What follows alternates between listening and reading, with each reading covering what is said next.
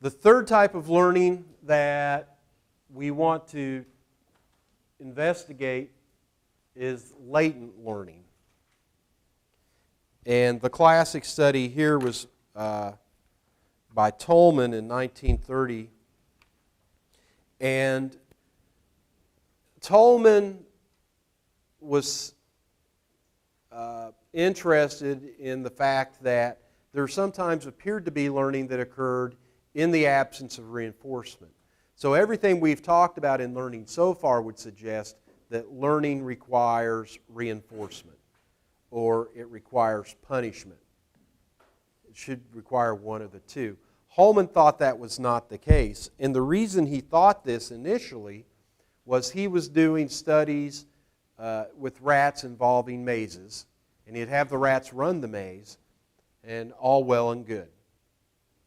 But what happened one day, as the story goes, is one of his rats jumped out of the hands of the handler, and instead of going through the maze, making all these turns to get to the reward, the thing just ran across the top of the maze straight to the reward. Now, if it were true that you had to be reinforced to learn, and this was all stimulus response, that rat would have had a pattern to get there where it would have gone down to the end of the first aisle, turn right, go to the end of there, turn left. It would have been very much kind of right-left directions. If reinforcement and punishment are the only way to learn, then something else should have been happening. So Tolman develops a hypothesis, and what he thought was that reinforcement has more impact on performance than on learning.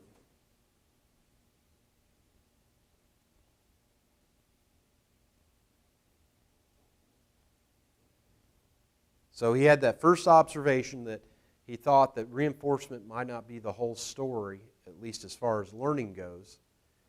And he starts developing a study.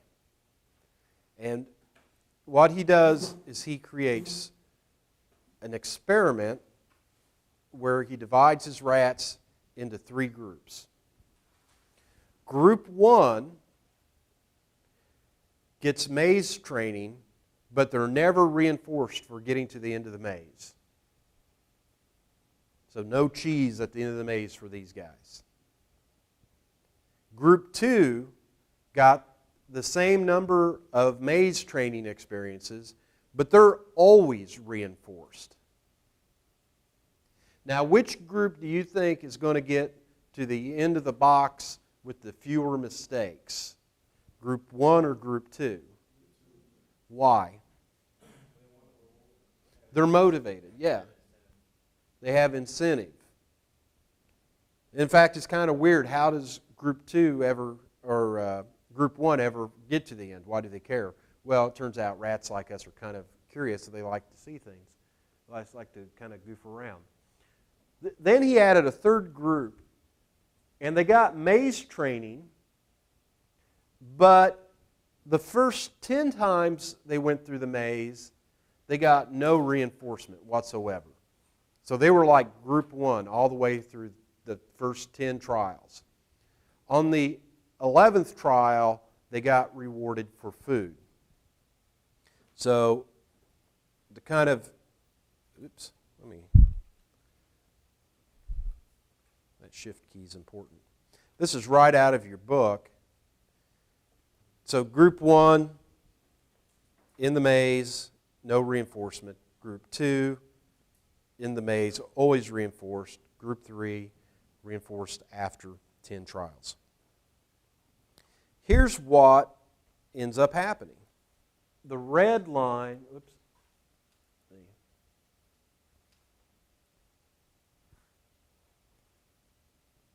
this was real cool software about 5 years ago. So the blue line here is representing that Group 2, the ones that always get rewarded. And what you see is this is the number of errors that they make. This is the number of days. So every day they're put in the maze once. So what do you see? Well, the first day there's no difference between them, which makes sense. They've had no experience. Nobody has had any experience. Nobody has been reinforced or punished. The blue group, though, you can see right away on day 2, they make many fewer errors getting to the end of the box than the others do. And they learn pretty quickly not to make mistakes because they're going for the cheese or whatever it was. The green group kind of figures it out, but then after about the 5th day, they don't really ever perform any better. They're not particularly motivated. But look what happens to our group that was not reinforced. Day 10, they're reinforced. Day 11, they're figuring out they want to go find food.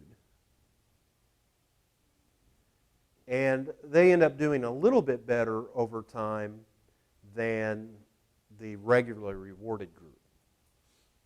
So this tells us a couple things. One, that reinforcement is more impactful on performance than it is on learning. And two, that we must learn a lot of things that we don't really cognizantly set out to do. For example, if any of you have ever been down to New Orleans, and I doubt it because you guys don't like that kind of shenanigans and tomfoolery, but it's possible that you'd be down there and you might run out of spending money at some point. And rather than having your card out all the time, you decide to go to a cash machine. Very often, if you just stop and think, where did I see a cash machine, you'll be able to do it. Back in the day before everybody had a cell phone, the same thing was true of phone booths. Mailboxes people can kind of figure out that way. So there's a lot of things going on that you're learning that you might not be cognizant of. So what conclusions does Tolman have from all this? That learning may take place but not be relevant without reinforcement. So there's a difference between the acquisition and performance. A second big idea that comes out of Tolman's research, and it's something we've talked about already this semester, is this notion of a visual map, a cognitive map. And a cognitive map is a visual, spatial, mental model. It's a mental representation of an environment. Earlier, when we were talking about the temporal lobe, I told you that our ability to navigate spatially involves that lobe. And I asked one of you, I think something like, if you wanted to go to Faulkner University from here, how would you get there? And one of you was able to do it. And then I said, well, what if that road was blocked? And you were able to say, oh, well, I would go this other route. That's the essence of a cognitive map, because you have this representation in your mind of how things are related in space to each other. You can adapt. I know.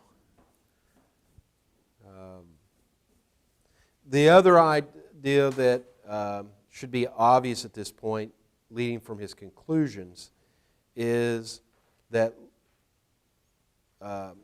there is learning that takes place in the absence of reinforcement,